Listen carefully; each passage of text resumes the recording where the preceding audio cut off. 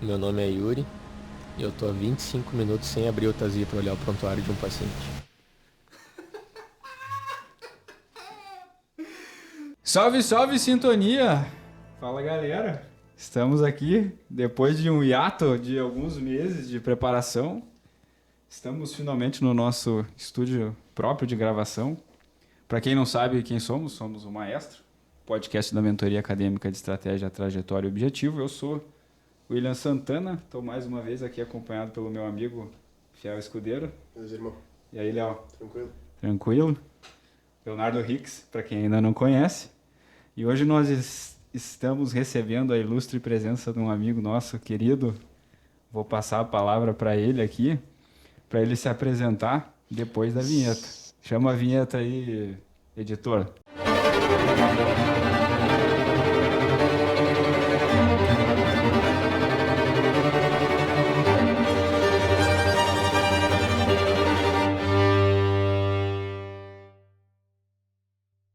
Muito bem, sem pressão, né? Que honra, hein? Vai lá, Yuri. Se nunca, apresenta aí. eu nunca achei que eu ia ter minha xícara, né? Jô Soares não tinha nome na xícara, então já começamos bem, né? Jô Soares era xícara padrão para todo mundo. Muito obrigado pela oportunidade, que honra. Então, Fala, Yuri, vai lá. meu nome é Yuri, eu sou de Rio Grande, natural, nascido, criado, transportado para Lajeado para fazer essa faculdade maravilhosa que me conquistou e acabei ficando por aqui. Eu tenho 26 anos, tive a felicidade de entrar na faculdade aos 17, perdido, né? Não sabia nem o que eu estava fazendo, mal sabia meu nome, eu e um gatinho que veio a falecer logo nos seus primeiros 2 aninhos de vida, morte trágica, cortada. Eu descobri o que era insuficiência cardíaca com o meu gato, né? O Yuri já começou o lado melancólico dele, né? Cara, já... Imagina que não, né? Eu sou filho da casa, então, mais um da segunda turma da Univates. Me formei aqui em 2020, no auge da pandemia, né? Na época ainda as pessoas não levavam tão a sério a questão mortes, ainda não tinha começado. Estava recém começando a situação. Na ocasião tinha muita oferta de trabalho, as pessoas tinham medo de trabalhar, a gente tinha medo de fazer plantão porque sabia que eram pacientes muito graves. Depois fui para a Marinha, meu segundo ano de formado, passei lá, gloriosa Marinha do Brasil, lá em Rio Grande. A ideia era ficar perto dos meus pais, acabei trabalhando muito além do que eu gostaria, mas foi um grande ano de aprendizado, porque aí sim o Covid apertou e a gente descobriu que a coisa podia ficar feia de verdade. E aí depois, em 2022, começou então a residência de clínica médica, que é o que eu estou hoje, eu sou R2, aqui no glorioso Hospital Bruno Born, né? E a gente descobre que a melhor parte do R1 é quando o R1 termina, né? Graças a Deus. Então tá, o Yuri ele já se apresentou falando um pouco da história dele, né? Mas eu achei, a gente convidou o Lucas, que é residente de medicina de emergência lá no HPS, para um outro cast que a gente gravou, e ele falou uma coisa que eu achei muito legal, que é: fale quem você é sem falar o que você faz. Então eu vou passar essa pro Yuri. Ô Yuri, fala aí, quem é você sem falar o que você faz, cara? Difícil, cara. Como não falar disso? Além de ser barista nas horas vagas, né, cara? O problema são as horas vagas, né? Justamente isso. A gente transformou uma necessidade que é a cafeína em hobby, né, cara? Então, essencialmente, quem eu sou... E aí, isso está envolvido a profissão junto? A gente está falando de... Cara, vamos. Hoje a gente está numa conversa bem livre aqui, né? Nosso podcast com os residentes, né? O Café com o Residente. Então, com o Yuri aqui, ele é mais entendido que todos nós aqui de café. Então, vamos aproveitar para falar de outras coisas também. Mas, Yuri, para a galera que tá nos ouvindo, né? O nosso podcast, esse cast específico, que é com os residentes, a gente chama os residentes para falar um pouco da sua experiência, né?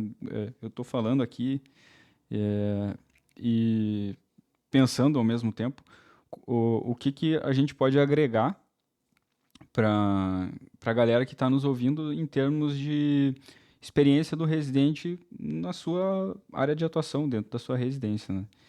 E a ideia é que a gente possa falar alguns assuntos da vida do residente. Hoje, no teu caso de clínica médica barra medicina interna, né?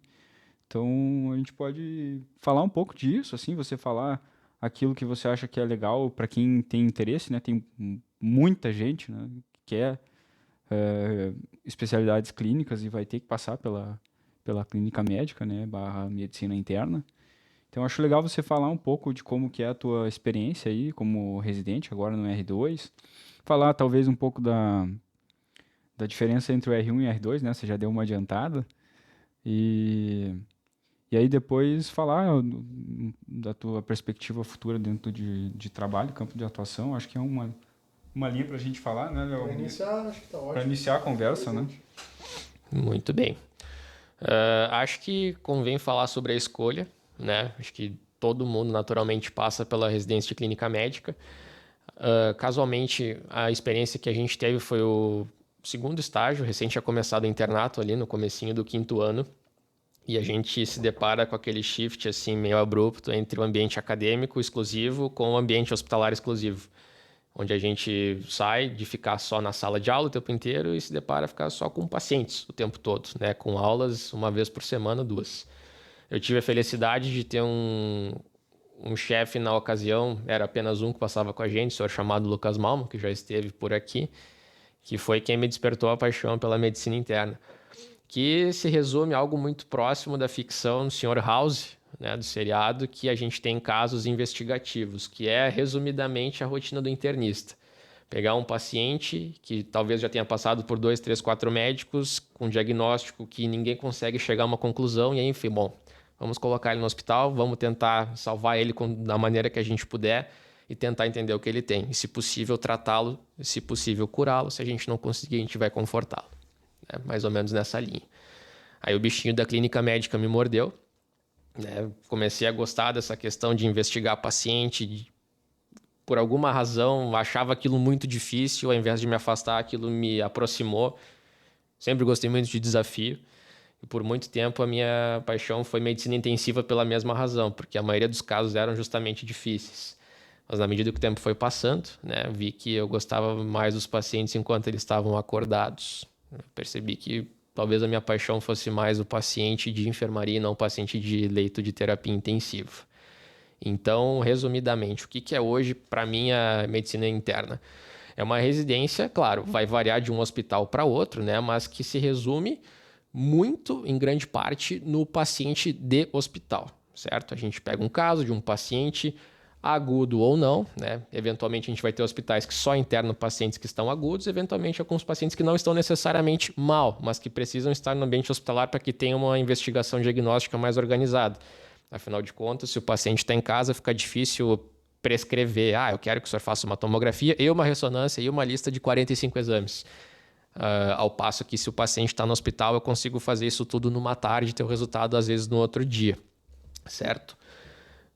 A gente se depara com situações que a gente pega, como eu citei, um paciente que já passou por 3, 4 oportunidades, às vezes em instituições diferentes, que se resolveu ou não, e cai no colo. Bom, um senhorzinho de 80 anos, que está com 3, 4 sintomas, por favor, resolva.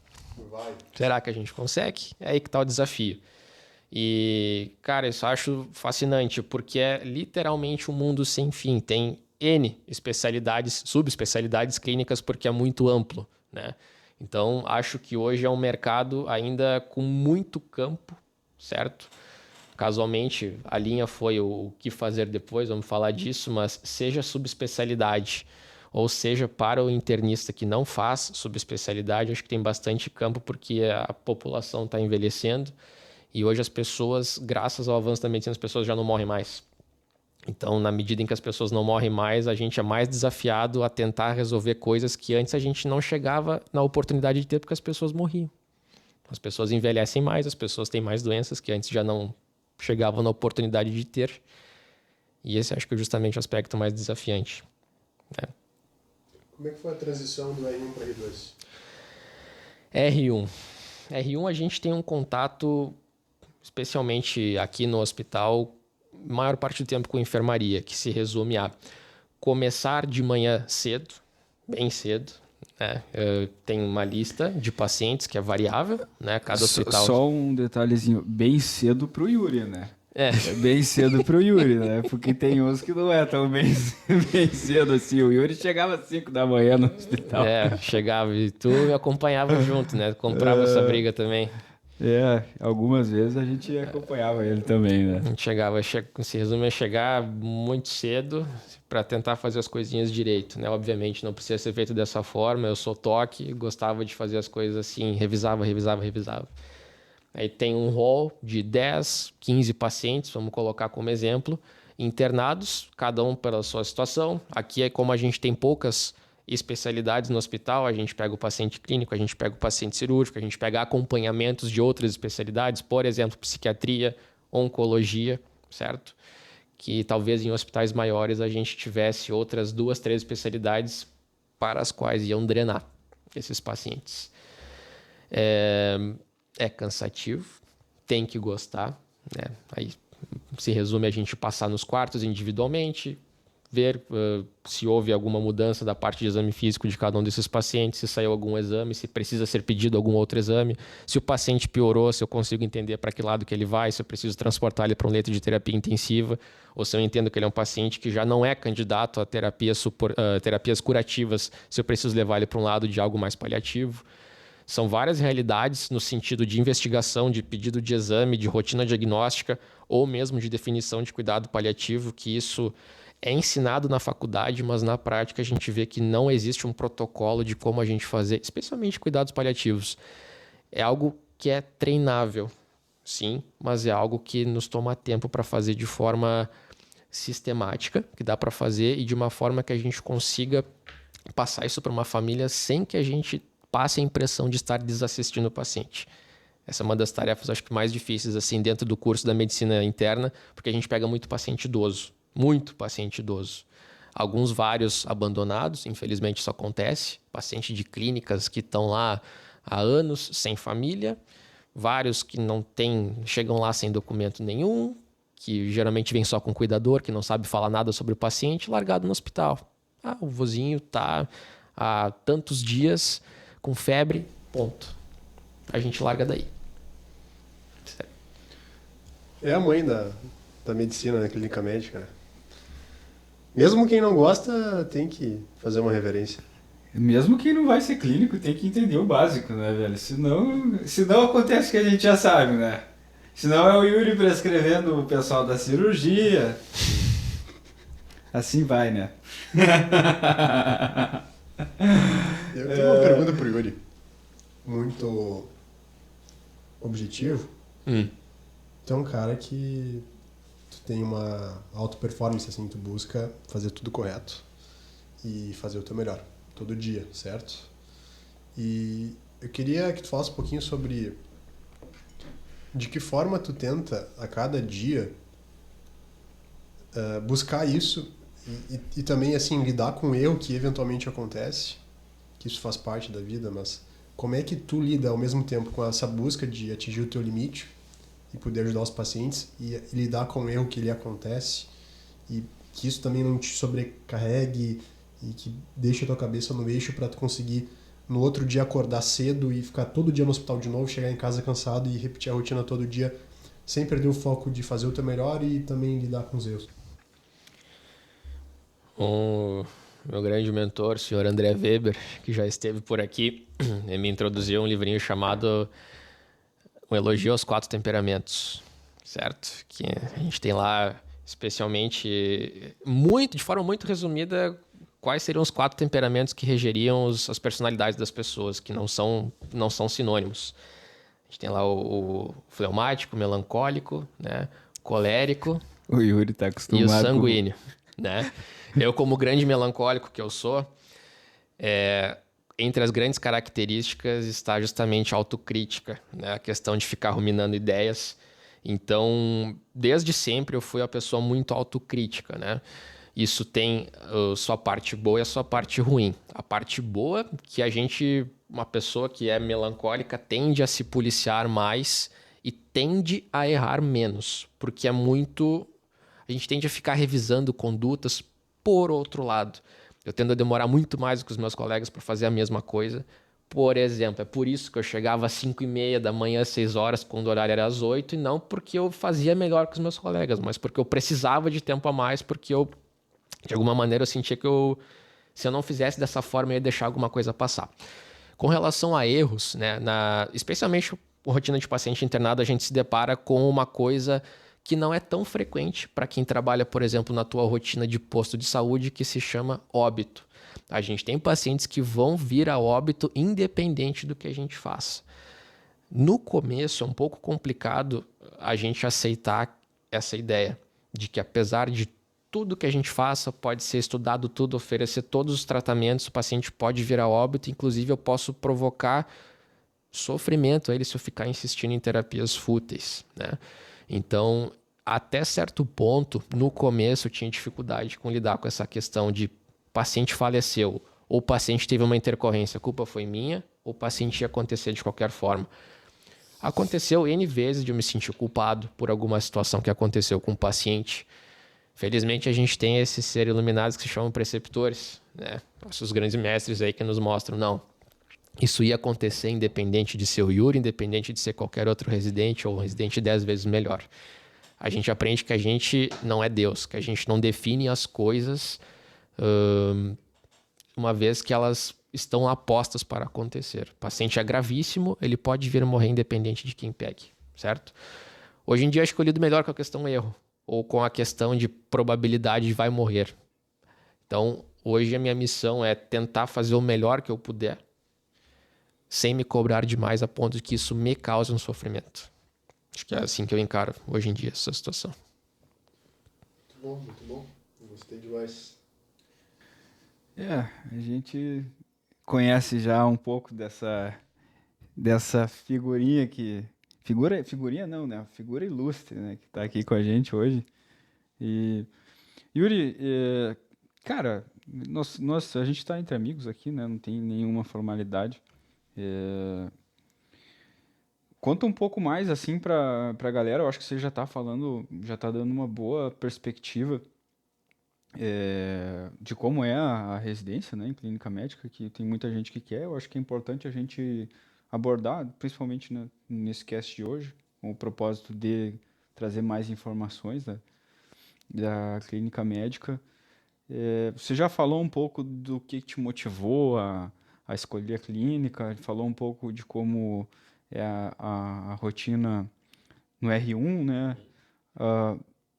Do R2 você não desenvolveu muito ainda especificamente, né? Sim.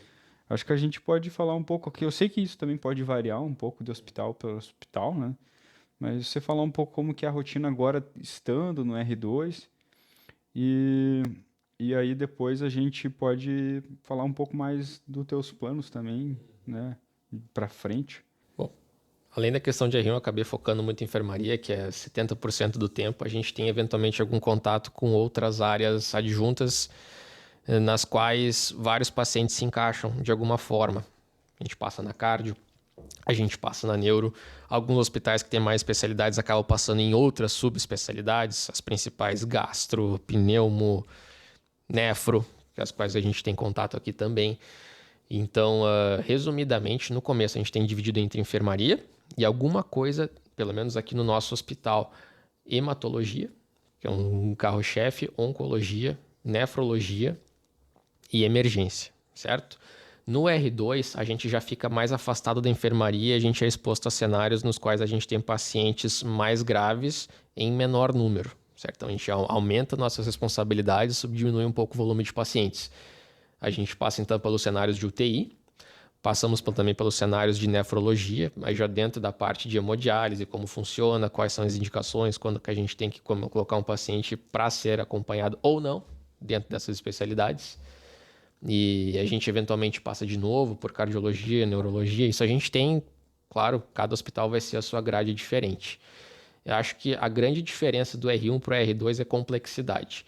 No começo a gente se depara com um paciente diferente, que é o paciente de enfermaria, que requer investigação.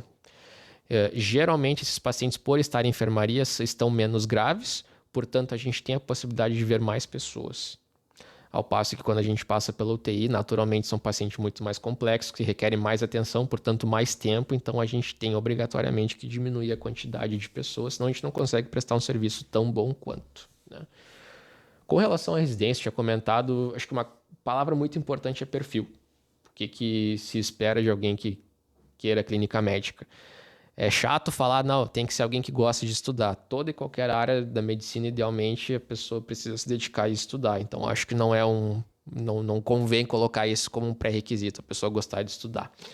Mas acho que a pessoa precisa gostar de pessoas. Acho que começa por aí, porque envolve muito contato interpessoal. Áreas que não tem tanto contato, por exemplo, radiologia, é um perfil de pessoa que já gosta de ficar mais reservada, que não tem tanto contato com pessoas, talvez não seja um perfil tão apropriado para alguém que quer clínica médica. A pessoa tem que gostar de pacientes e, mais ainda, a gente se depara com pacientes graves que não têm futuro terapêutico para a cura, então a gente tem que se acostumar a conversar também com famílias. Nem sempre essas famílias vão ser colaborativas. A gente muitas vezes se depara com conflitos familiares que acontecem dentro do quarto. E óbvio, hoje em dia a gente tem muito melhor definida essa questão de cuidados multidisciplinares, ao contrário do passado, que o médico se sentia na posição de dominador de tudo. Hoje em dia, acho que a gente chegou numa posição que o médico aprendeu a ser mais humilde e dividir, né, a responsabilidade com as outras áreas. Então, a gente se depara com N situações de famílias desestruturadas, que lá no meio da enfermaria, um paciente está ficando mal, o paciente está morrendo, e a família precisa ser comunicada disso. Aí vem filhos de várias partes, isso acontece bastante. 3, 4 filhos que já não se falavam mais, um quer uma coisa, o outro quer outra coisa, às vezes a gente se coloca na posição de moderador. Essa é uma das partes, às vezes, mais desgastantes, né? Mas faz parte também. Também é uma coisa treinável, né? Que a gente consegue fazer ali. Então, entre as habilidades está manejo de pessoas, eu acho, né? Saber conversar com as pessoas, saber adaptar o discurso, saber simplificar o discurso. Acho que é muito diferente a gente conversar com um colega, a gente conversar com um familiar.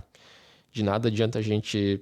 Não existe saber a medicina toda, mas de nada adianta a gente estudar, chegar no quarto e dizer o senhor está com uma dispneia, porque o senhor teve um tromboembolismo pulmonar, portanto a gente vai anticoagular o senhor e daqui a 5 dias o senhor vai sair daqui usando anticoagulação plena por 6 meses. Depois a gente vai fazer uma ecografia para ver se realmente precisa fazer alguma coisa. O paciente não entende nada, né? Então acho que uma coisa que falta é a gente dar equidade, ou pelo menos tratar as pessoas diferentes da forma como elas precisam ser informadas. O chefe precisa de uma linguagem formal, o paciente precisa de uma linguagem leiga. Isso não é fácil, isso toma tempo. Acho que isso era uma outra coisa que me tirava muito tempo do R1. Eu me sentia muito mal quando eu percebia que a família não estava entendendo. Então eu acabava passando 1, 2 vezes, vinha um familiar de fora, eu ia lá de novo, né? À medida que o tempo passa, a gente aprende a chamar os familiares todos ao mesmo tempo para não ter que ficar indo 2, 3, 4 vezes explicar a mesma coisa, né? Mas é o tipo da coisa que a gente só aprende fazendo, certo? Talvez uma outra habilidade que seja inerente ao residente de medicina interna é lidar com... Carga de trabalho é uma coisa que acho que não cabe porque várias residências são bastante pesadas, mas... Talvez a questão de ter repetidamente vários pacientes, os mesmos, por vários dias. Algumas pessoas se entediam com isso. Por exemplo, cirurgia. Eventualmente, eles têm uma rotatividade de pacientes maior. A clínica médica tendem a ser casos um pouco mais alongados, né? Se a gente fosse colocar assim, da mesma maneira que o psiquiatra gosta de terapias a longo prazo, que gosta de ver como paciente como se fosse um filme, a clínica médica tem muito disso também. Tem gente que já não gosta, que prefere uma rotatividade maior, algo mais cíclico, né? Então, paciência também é uma virtude. Alguns ficam literalmente meses, né? A gente acontece disso também, justamente. E os próximos passos? Eu acho que essa é uma etapa interessante que o Yuri pode abordar, principalmente para quem tem interesse em clínica médica, muitas vezes nem sabe ainda, principalmente quem está mais no início da graduação, que pode se abrir mais oportunidades dentro da própria clínica médica mesmo, ou / medicina interna. E vamos deixar para o Yuri contar essa parte para nós aí depois do nosso break. Aí a gente continua. Bom, dentro das linhas que a gente pode seguir, seja subespecialidade, qualquer que seja, o fato é que eu não me encantei por nenhuma, né? Apesar de ter uma admiração grande pelos preceptores com os quais a gente passa na cardio, na neuro, na nefro, na hemato, na oncologia, nenhuma delas me mordeu tanto quanto a questão da investigação em si. Eu frisei isso bastante porque é justamente o que mais me toca dentro da medicina. Não necessariamente por pegar casos impossíveis, afinal de contas, quando são casos muito difíceis, a gente chama justamente as subespecialidades para nos ajudar a investigação. Uma coisa que me vem na cabeça sempre é reumato, porque é uma coisa que eu tenho dificuldade. A gente teve grandes pessoas na faculdade que nos auxiliavam com isso. Mas o fato investigativo por si só é o que mais me chama a atenção dentro da medicina interna. Aí eu descobri esta coisinha chamada R3 de clínica médica. Não faz muito tempo. A gente tem aqui no estado, na capital, né? Tem em Porto Alegre, que se resume, se a gente fosse colocar de uma maneira bastante objetiva e prática, em um clínico especializado em medicina hospitalar, não em medicina de consultório. Ou seja, a gente pega um paciente investigativo ou um paciente que é um paciente cirúrgico, operatório, que precisa de um manejo pré e pós ou perioperatório, que é o que a gente costuma colocar, alguém que veja se o paciente está em condições ou se o paciente não estiver em condições, o que precisa ser feito para que ele chegue no melhor status possível para reduzir o risco cirúrgico, ou o paciente estava bem, fez a cirurgia e ficou ruim, alguém para conduzir esse caso depois junto com a equipe assistente, né?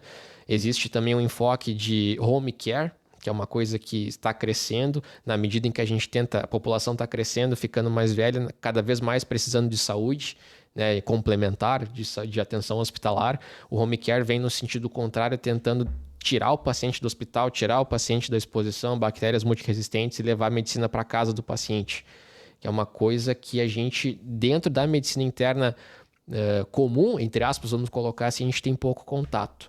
Uma coisa que também é treinada dentro da R3, assim como em várias outras especialidades, é o tal do POCUS, né? O Point of Care Ultrasound, ou eco à beira do leito, traduzindo em miúdos, né? Que hoje em dia é o novo esteto, né? À medida em que o acesso à ecografia está ficando cada vez mais barato, especialmente agora com esses aparelhos da China, claro que não vão ser tão bons quanto aqueles aparelhos grandes, enormes, né?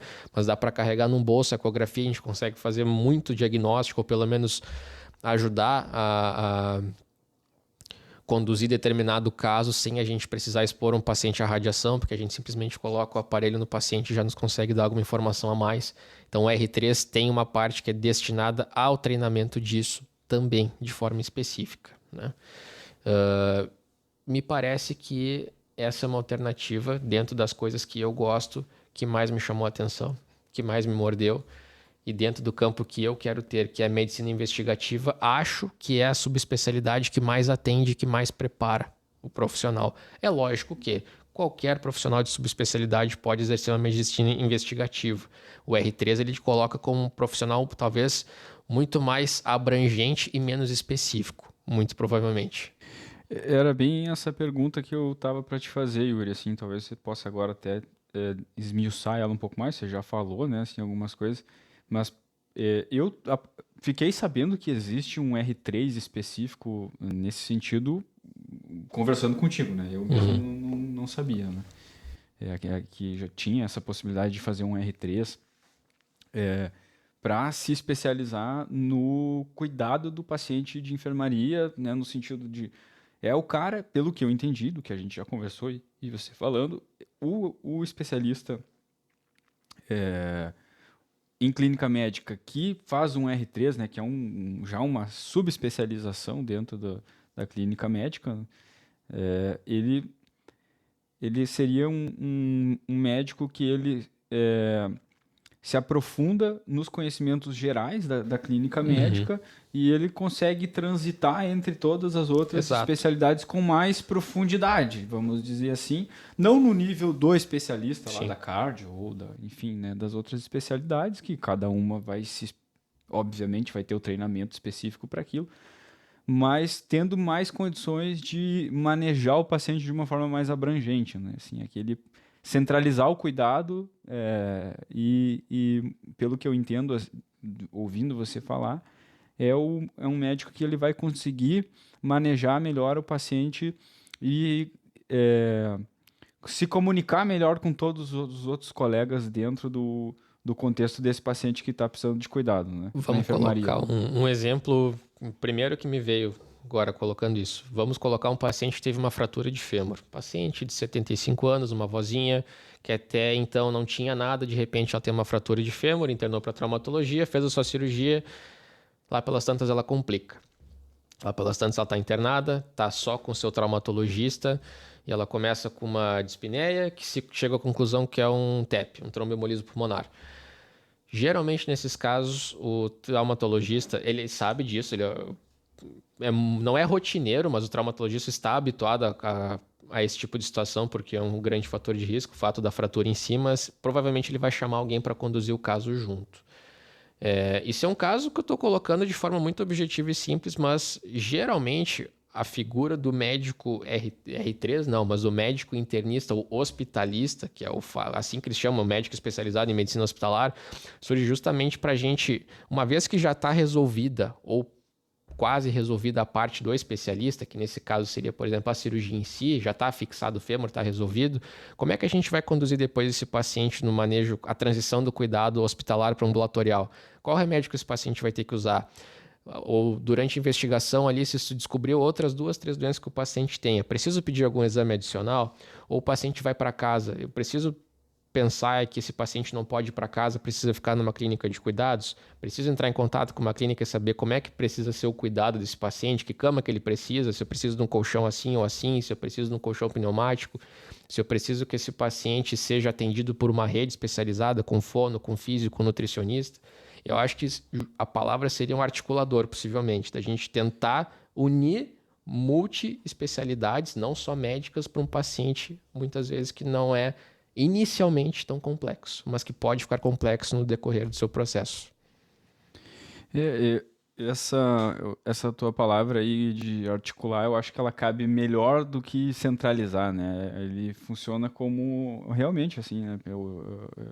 A impressão que eu tinha era justamente essa é a pessoa que ele vai fazer o meio de campo entre essas partes de diferentes especialidades, né? Pô, o paciente precisa seguir acompanhando com tais especialidades, como que ele vai receber a alta, né? Isso é uma coisa que, ouvindo você falar, eu lembro da gente fazendo também, olha, o que a gente vai precisar fazer? Como é que esse paciente vai... o que ele precisa para receber alta?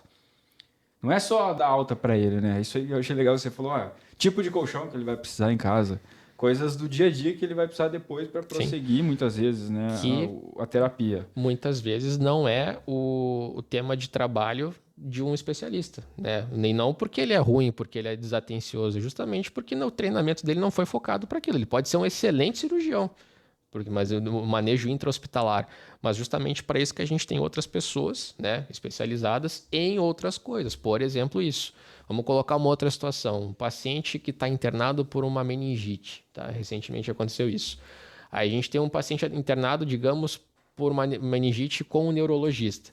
Nesse meio tempo, o paciente tem outras comorbidades. O paciente é diabético, o paciente é hipertenso, usa 5, 6 medicações. O neurologista provavelmente vai saber conduzir muito bem a meningite, talvez não saiba conduzir tão bem todo o resto. Como é que eu vou ajustar as medicações? Ou o paciente está evoluindo mal, preciso trocar o antibiótico. Antibiótico tal não pode ser usado porque o paciente tem uma perda de função renal. Preciso trazer um nefrologista para a jogada. Talvez essa questão de articulação, timing de quando a gente faz isso ou não faz isso seja o grande expoente, possivelmente, de um médico hospitalista. Sozinho, provavelmente, ele não vai resolver a maior parte dos casos. Mas eu acho que essa questão de interligar as especialidades, que talvez seja a questão mais útil dessa especialidade. Um olhar integral ali para paciente internado, né? Assim, a gente tem as especialidades, mas precisa de alguém que seja o maestro ali do paciente, né? Que possa articular todas as partes. Justamente. E a importância também do R3 de tu especificar cada vez mais a tua atuação. É a clássica interna para a clínica, né? Então, quem é o clínico desse paciente? Profissional dentro do hospital que vai ter uma visão integral, né? Uma visão absoluta e vai conseguir articular as partes. Eu acho que é uma área que vai crescer cada vez mais, assim, tem um mercado amplo e que ainda não foi superido. A gente já conhece isso, eu acho que isso já está mais estabelecido. Talvez seja ignorância da minha parte por não conhecer mesmo, né? Mas a impressão minha, do que a gente teve na graduação, pelo menos, é que isso está um pouco mais estabelecido para atenção primária, né? A gente sabe que Sim, existe o médico de família que sim. coordena a nível de atenção primária, né? Acho que é um bom equivalente. E eu fiquei pensando nessa equivalência, né? Então, assim, essa subespecialização dentro da medicina interna é para capacitar o médico internista, o hospitalista, a ser um médico apto a coordenar, né? A fazer esse.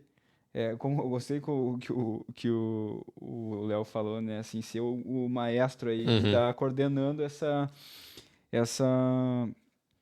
de uma forma mais abrangente o paciente, né? E vai ser a pessoa, talvez, que vai ser o médico assistente do paciente, né? Uhum. De forma prática mesmo.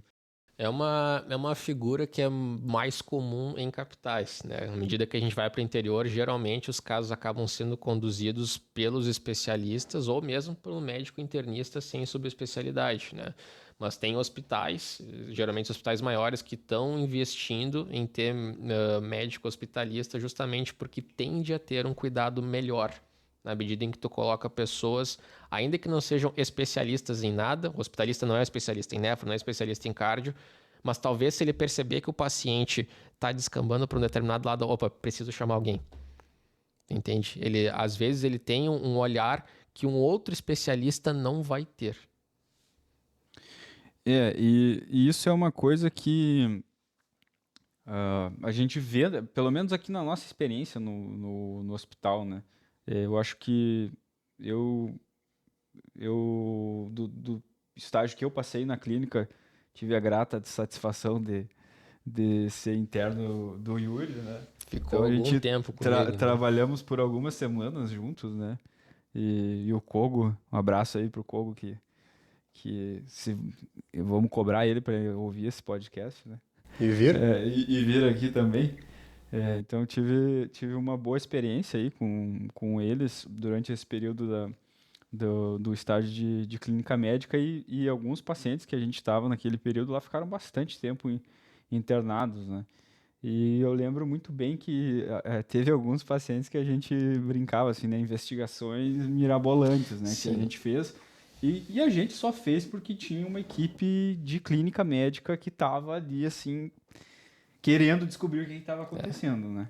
Então, claro, por condições também do paciente da gente conseguir, familiares, enfim, de conseguir fazer algumas investigações a mais, né? É um exercício de paciência, cara. Talvez uma outra, a gente foi falar já, uma virtude é ter paciência e saber as coisas acontecerem. Antibiótico, vamos colocar o paciente infectado, às vezes não vai fazer efeito do dia para noite. Eu preciso deixar o paciente 10 a 14 dias. Nesse meio tempo, talvez o paciente tenha uma outra coisa que eu preciso começar de novo, ele vai ficar mais 10 a 14 dias por qualquer coisa que seja. Talvez uma pessoa com perfil mais imediatista, talvez não tenha um perfil tão adequado para ser médico internista. Talvez a pessoa seja um bom emergencista, que gosta de mais dinâmica, de coisas mais resolutivas em pouco tempo, né? Acho que justamente tu vivenciou casos que a gente passou quase o mês inteiro com o paciente. É um exercício da gente ficar olhando. Às vezes a gente aprende a não fazer também. Às vezes ficar paciente só observando, que a gente entende que determinadas vezes o ideal é não colocar a mãozinha e deixar as coisas resolverem por si só.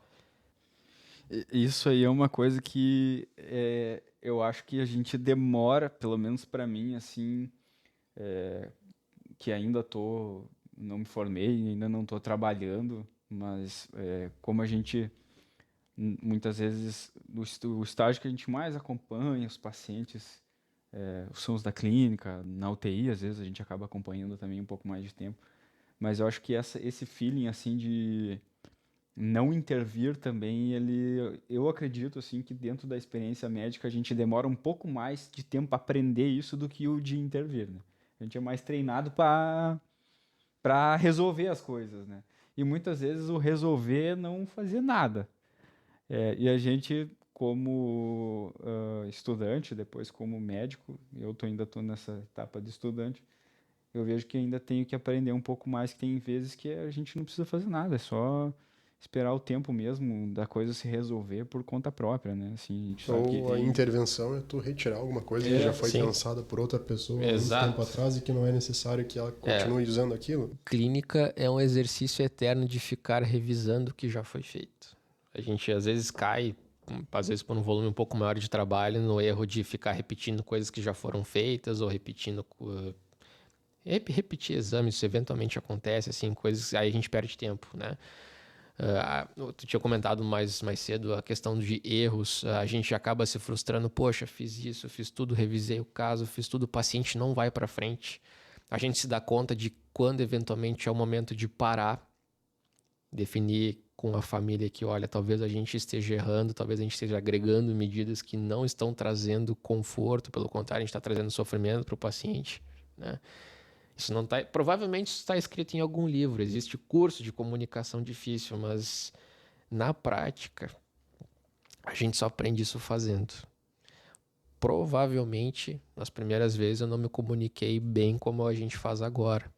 A gente, infelizmente, a gente vai acabar machucando alguma família, né? Porque nem todas as famílias vão receber da mesma forma, ou nem todas as vezes a gente vai se comunicar da melhor forma, né? As pessoas têm essa característica ou de não conseguir se comunicar ou de não conseguir receber, eventualmente, uma notícia, independente de quão bem a gente fale, certo? Acho que uma das coisas mais nobres que a gente aprende a desenvolver, especialmente, claro, todas as atividades vão ter isso, mas especialmente especialidades de pacientes crônicos. A julgar, por exemplo, isso é um viés porque a gente convive mais isso aqui, paciente oncológico. Paciente hematológico e paciente clínico, às vezes eles estão tão crônicos, estão lá tanto tempo, com uma carga de comorbidades tão grande que o melhor a fazer é não fazer mais nada, né? Aprender essa sutileza de quando fazer e como falar isso para a família, acho que é um dos expoentes da medicina interna.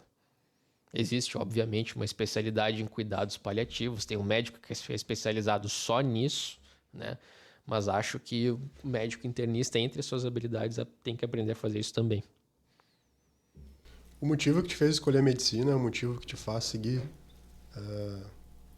praticando ela?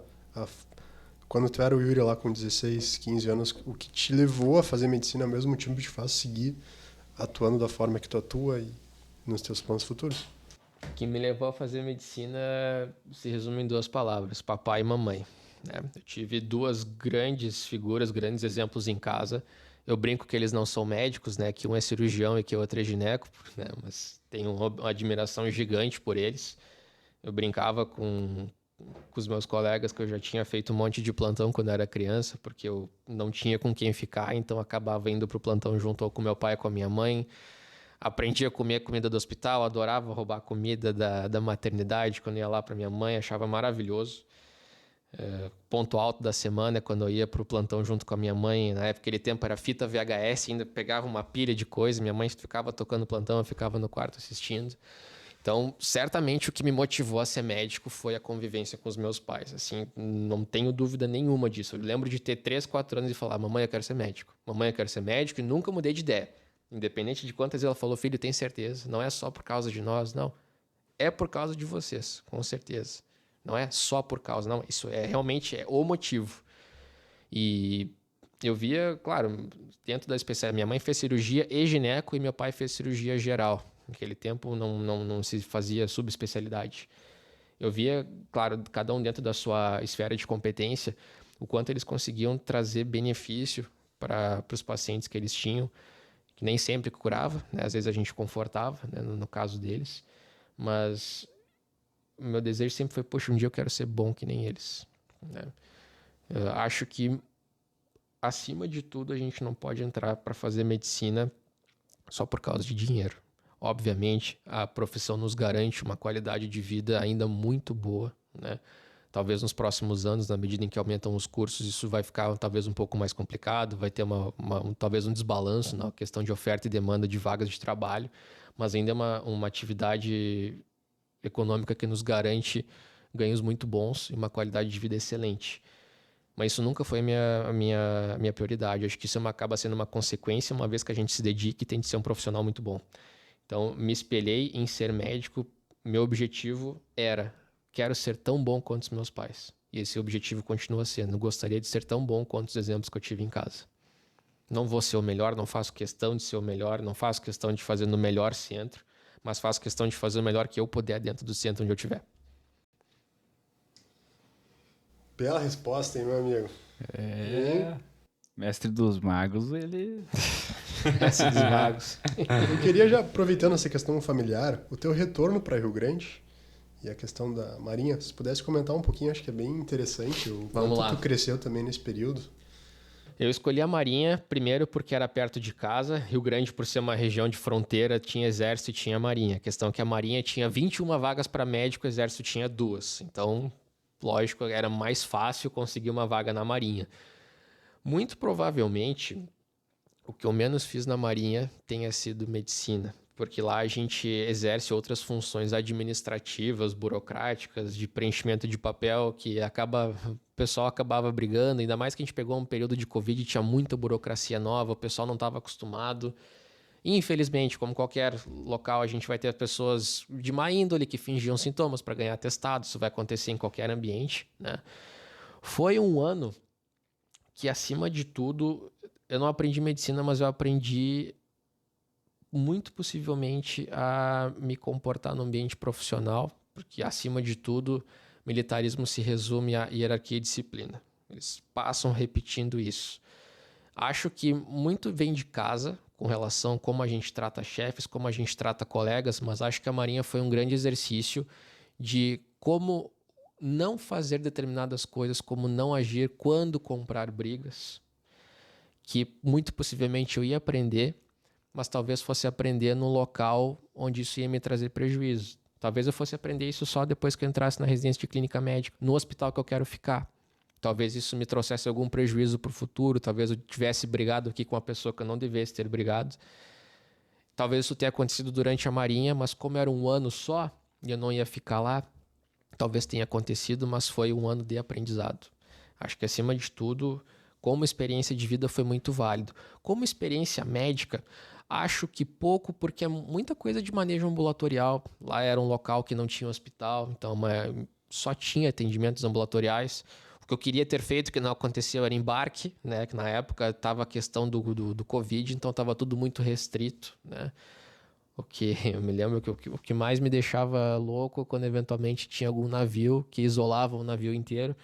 E na ocasião eu fui encarregado pela minha chefe, comandante Natália, uma pessoa excelente que eu tive o prazer de conviver, me encarregou de cuidar dos pacientes Covid, né? Então começou a crescer os casos, determinado virou home office, até isso eu fiz em algum momento, fiz medicina de casa, que a minha função era ficar ligando para os pacientes todos os dias.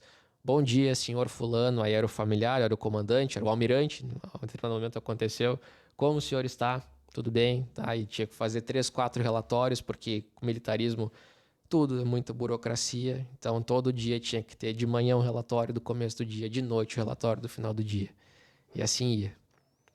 Então acho que foi um ano talvez de pouco crescimento acadêmico, mas de muito crescimento pessoal. Eu acho legal o Yuri falar isso, dessa experiência dele, né? Porque é um caso um pouco diferente, né? Assim, teve toda essa particularidade da pandemia, né? Que foi um momento, e ainda mais naquele começo, bem conturbado para toda a sociedade, né? Do Sim. planeta todo, não foi só em um ambiente. A gente, quem viveu isso sabe bem o que aconteceu. Mas a gente sabe também que nem eu achei legal isso que o Yuri falou, né? Do caso específico dele, ele atendeu pacientes ambulatoriais, na sua grande maioria. A gente não chegamos ainda a entrevistar nenhum, pelo menos que eu lembre, convidado que tenha passado por algum hospital militar, né? Ou algum serviço um pouco maior, para a gente ter uma ideia também de como é o fluxo, assim. Porque isso é uma coisa que é legal, a gente ouvir diferentes opiniões, porque tem muita gente que vai ser chamado mesmo a contragosto e vai ter que ir. Sim. E tem muita gente que quer ir. Então eu acho legal, sempre que possível, ouvir a experiência de quem já foi, para daí também a galera que está nos ouvindo ter um pouco mais de pontos de vista diferentes, né? de diferentes serviços, né? O Yuri estava na Marinha, não é tão comum assim, né? A maior parte do contingente militar no Brasil é no Exército, então a gente tem alguém que prestou serviço na Marinha é legal ter uma opinião também. Tu falar isso agora me recordou de determinadas situações que me deixavam enlouquecido, mas que dentro daquele ambiente eram a regra a ser seguida, que é uma coisa que parece absurda vista fora. Digamos que a gente tenha 10 pessoas aguardando a 1h30, 2 horas, não todas por esse tempo, digamos que ela for chegando em sequência. Civis ou familiares de militares. Se por alguma ocasião chegasse alguém de alta patente, essa pessoa é conduzida a passar à frente de todos os outros. Isso aconteceu muitas vezes porque é assim. O militar, dentro da organização militar, ele é visto como prioridade porque eles consideram que, bom, ele já prestou N serviços a essa corporação, então ele merece ser tratado diferente, que é uma coisa que a gente entende como inconcebível no ambiente extra-militar, no ambiente civil. Isso eu tinha muita dificuldade. Mais de uma vez, possivelmente, eu pensei em falar, mas a gente segurava, bom, em Roma como os romanos, então vamos fazer direitinho como a coisa deve ser feita. Isso aí que você falou uma particularidade, né, da hierarquia militar. Isso ainda não prestei o serviço militar. Talvez venha a prestar, por isso que eu gosto de ouvir a opinião dos amigos que já passaram por essa experiência. Mas isso que nem o Yuri falou, né? São particularidades da hierarquia mesmo, como funciona. Eu acho que isso não é restrito, não sei especificamente desse ponto aqui no Brasil, mas em linhas gerais, né? As forças armadas nos diferentes países, elas são bastante hierarquizadas e tem essa forma de lidar as coisas bastante, eu não diria engessada, mas é uma forma mais sistemática. Essa é uma palavra mais adequada, assim, né? Sistema militar, então, assim, eu acho que também faz parte da corporação, isso é uma tradição, vamos dizer assim. E, claro, cada um tem o seu entendimento, então eu achei legal isso que o Yuri falou, né? Dançar conforme a música, né? Mudando um pouco de assunto, como é que foi a tua introdução no mundo dos plantões? Porque eu lembro que logo tu formou e tu foi rapidamente, assim, né, para os plantões e depois também na Marinha e ao longo da residência tu costuma fazer plantões em diferentes lugares. Como é que foi a tua introdução e a tua permanência nesse tipo de trabalho, que é muito comum, né? Seja por gosto ou seja por necessidade. Bom, plantões estamos colocando aí de serviço de pronto atendimento, imagino, né? Que tá colocando. Meu último ano e meio de faculdade, entre as coisas que a gente fazia, da parte curricular, eu me dediquei a fazer um estágio extracurricular justamente com o André Weber, emergencista, na emergência. Nos quais lá eu acompanhava, obviamente não entendia tudo o que estava acontecendo a todo tempo, afinal de contas eu era estudante, mas me preocupei em tentar aprender o que eu podia daquele homem no sentido de atendimento a emergências, o que quer que fosse. Acho que isso me deixou um pouco mais à vontade para trabalhar em atendimento, seja de pronto atendimento, seja de emergência, uma vez que eu tivesse formado. A primeira coisa que eu me dei conta é que a gente sai da faculdade sem saber nada, né? E que talvez não seja a melhor ideia a gente ir atender emergência, não é uma boa ideia a gente atender emergência logo depois de formado, porque se a maior conto do vigário ou lenda, vai fazer plantão em tal lugar porque é calmo. Não dá pra gente contar com isso, né? É calmo até não ser. Então, eu fui presenteado no meu primeiro plantão, que era para ser calmo, com uma paciente para ser entubada. Estava exatamente no contexto do Covid, era julho de 2020. Tinha uma senhora de 75 anos que precisava ser entubada, que estava lá no plantão. Por horas, a fio, eu assumi o plantão. Tem uma paciente que está ali, que está desde sei lá que horas, respirando com auxílio respiratório já há muito tempo e está falhando.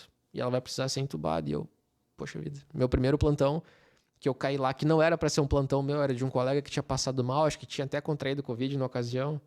perguntaram se alguém podia, mandar no grupo, tá, eu quero, vamos lá.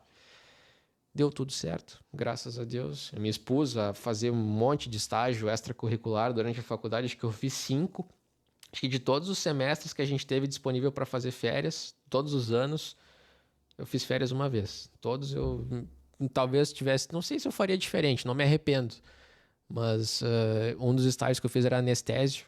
E acho que isso foi outra coisa que me deixou mais à vontade para fazer plantão. Anestésio, logicamente, tem um contato mais próximo com ficar entubando pacientes, com fazer acesso central em pacientes.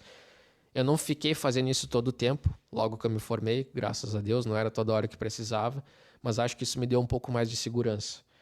E ao contrário do médico que tem um perfil mais para posto de saúde, aquela questão ambulatorial, de conversa, no começo eu senti que eu tinha mais aptidão para atendimentos mais objetivos. Apesar de hoje gostar de clínica, de conversar com as pessoas, eu percebi que no começo eu tinha mais aptidão, mais capacidade possivelmente para pegar um paciente, entender qual era um problema, entender o que ele precisava resolver e, se possível, dar alta para ele, né? E acho que eu fazia isso bem dentro daquele momento. Acho que se fosse hoje, talvez não tivesse me exposto tanto à emergência.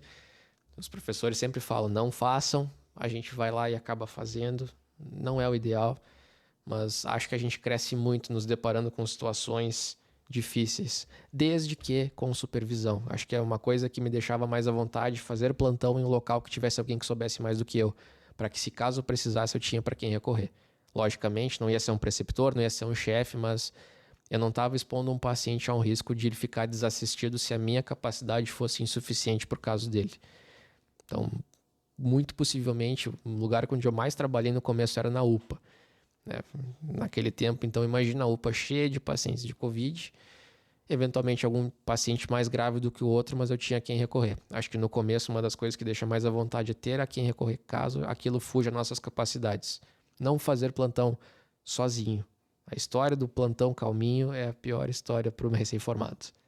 Fazer sozinho, porque lá nunca dá nada. Nunca dá nada até dar.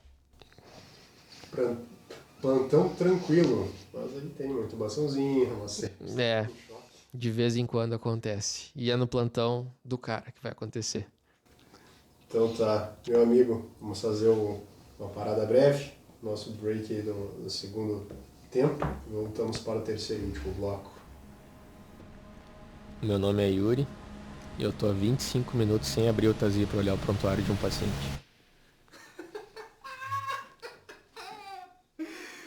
Então tá, voltamos agora para o nosso terceiro e último bloco aqui, para a nossa conclusão já da nossa conversa. Já estamos com quase 1 hora, uma conversa aí que teve bastante coisa legal para a galera que está interessada em clínica médica / medicina interna. Eu vou deixar o Léo fazer nossas perguntas clássicas aqui para os convidados. Léo. A gente tinha falado de sonhos, né? O Yuri falou sonhos dentro da medicina.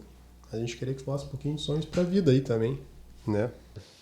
Bom, acho que possivelmente engloba a medicina, mas não sei porquê. Tem alguma coisa que eu gosto de docência, né? Acho que é um plano que eu pretendo exercer depois que estiver com a minha carreira acadêmica finalizada.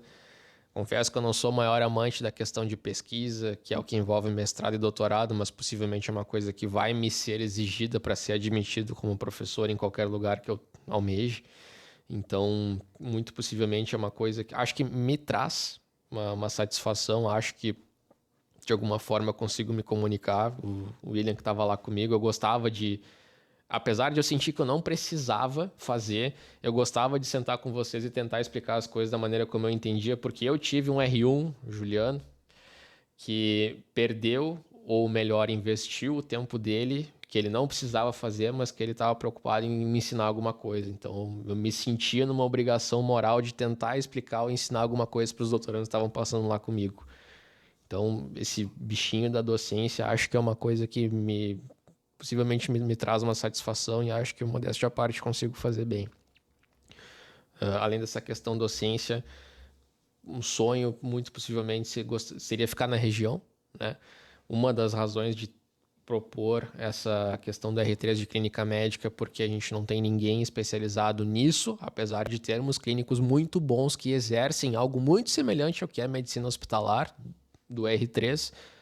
Não temos ninguém com essa formação específica. Então, parte do desejo de fazer essa especialidade é tentar trazer algo diferente, tentar trazer algo especializado nesse sentido.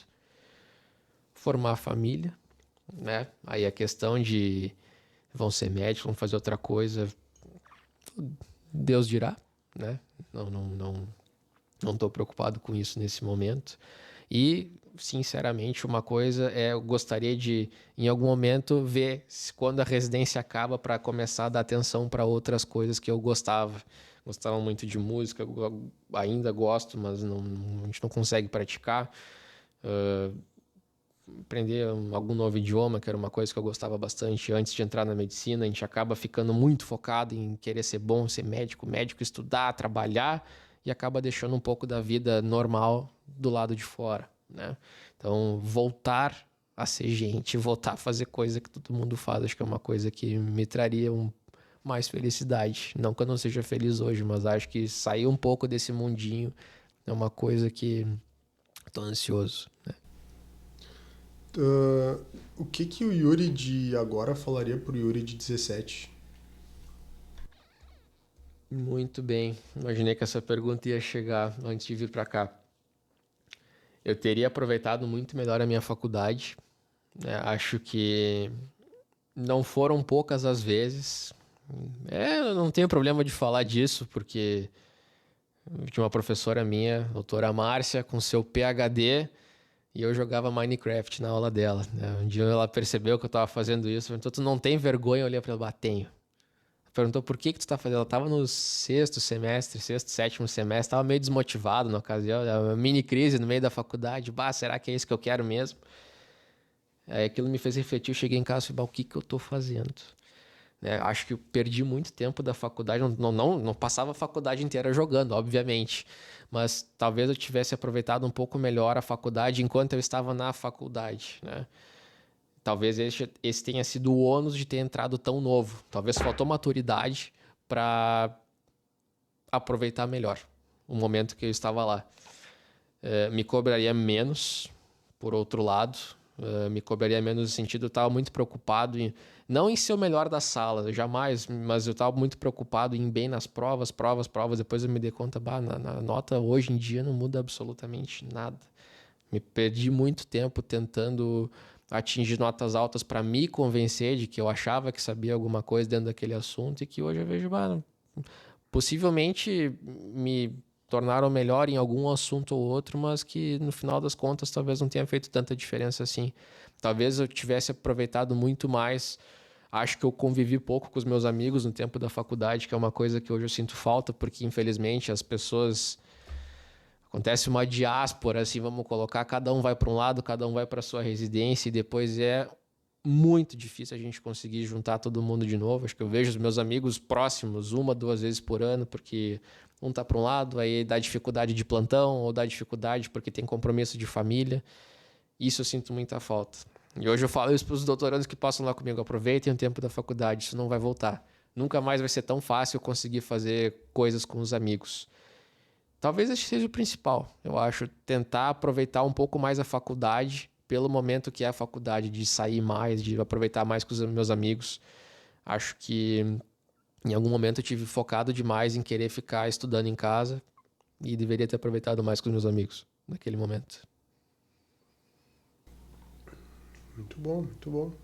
Eu queria que tu falou uma questão, tu entrou novo, né? Tu entrou com 17, né? Uhum. Tu acha que, assim, foi a decisão correta no momento? Ou tu acha que talvez 1, 2 ou 3 anos até em alguma outra experiência teria sido bom? Claro, essa questão de fazer uma análise e mudar a trajetória, eu sei que tá no plano das ideias, mas a gente vê cada vez mais as pessoas mais jovens entrando na faculdade de medicina, e às vezes fica essa pergunta, né? Será que realmente é a idade mais adequada?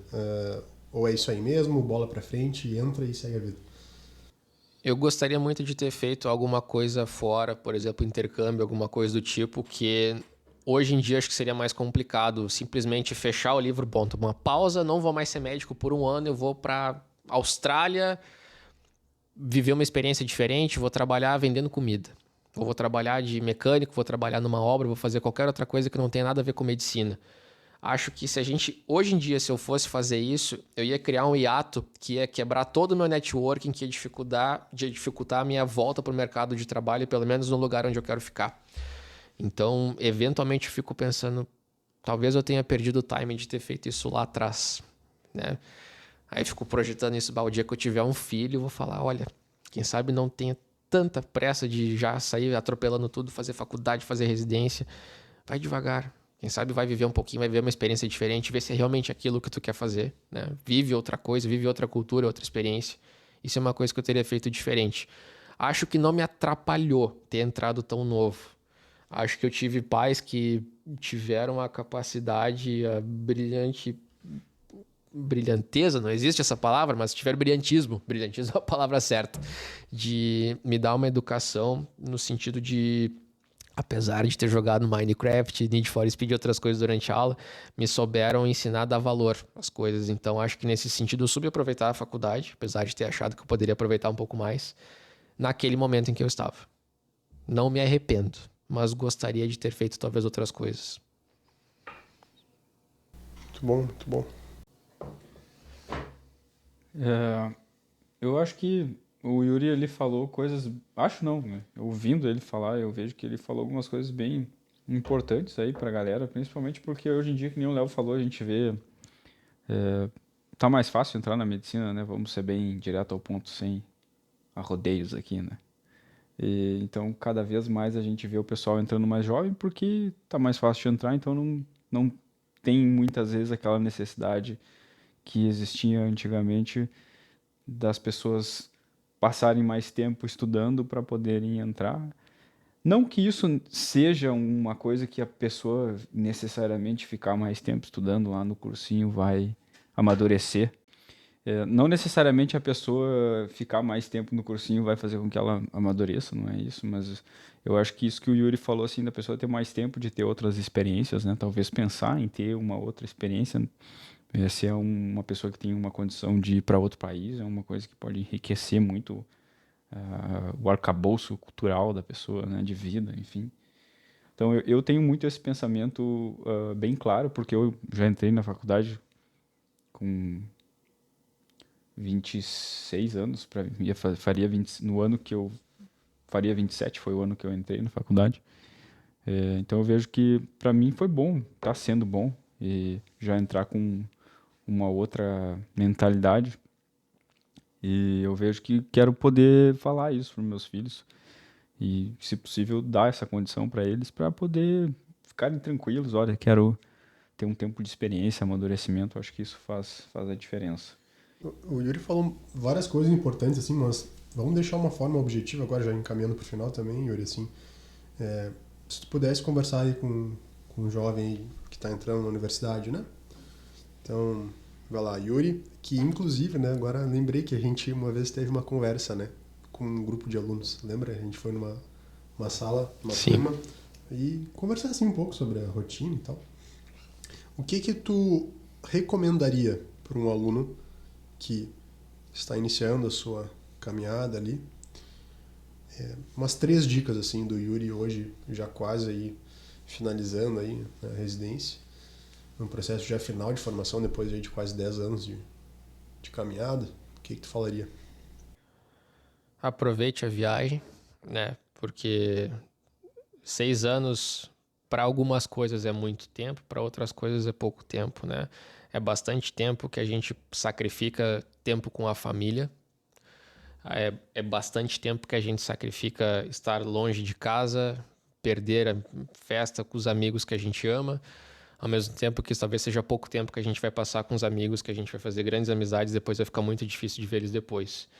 Então, conselho primeiro, aproveitar a faculdade no sentido de estar presente nas aulas quando elas estão lá, estudar quando é momento de estudar, mas não deixar de aproveitar, não deixar de sair com os amigos, não deixar de viver, acima de tudo, não viver só medicina, não ser só um mediciner, que o André usou esse termo quando ele passou no podcast aqui.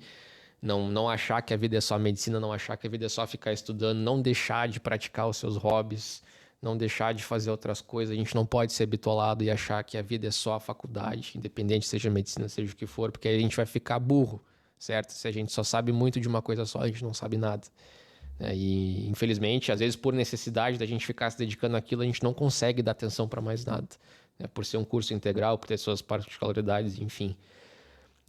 Outra coisa que eu colocaria talvez de dica para alguém que está chegando: não se cobrar tanto, por um outro lado, né? Não, para poucas coisas a nota vai servir, né? Possivelmente depois, em alguns lugares, a nota é critério de seleção para qual estágio, né, a pessoa vai. Muito possivelmente as melhores notas vão para os melhores hospitais, mas acho que no frigir dos ovos a nota é uma consequência do quanto a pessoa se aplica, ou muitas vezes a pessoa pode não ter a melhor nota, e eu vivi isso com alguns colegas que eram brilhantes, tinham imensa capacidade de conversar com as pessoas, mas tinham dificuldade quando chegava a hora de fazer a prova. Isso dentro da faculdade, isso na hora do cursinho, pessoas muito, muito, muito inteligentes, mas que tinham algum bloqueio quando chegava a hora de fazer a prova. Então, a nota não é a coisa mais importante. Muito possivelmente os melhores colegas que eu tive tinham também grandes notas, mas não necessariamente as pessoas com notas ruins eram médicos ruins ou se tornaram médicos ruins, certo?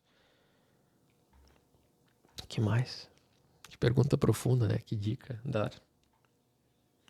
Acima de tudo, fazer um esforço, apesar de a gente tende a ficar cansado, porque o grau de exigência que a gente é submetido durante a faculdade, de estar sempre estudando, ou pelo menos de estar sempre presente pela rotina de carga horária de aulas, às vezes nos deixa preguiçosos de ir para casa. Tu é de Pelotas, algumas vezes a gente foi para casa e falei, não quero ir porque são 6 horas de estrada e eu prefiro dormir. Isso eu me arrependo, eu gostaria de ter visto mais a minha família durante a faculdade.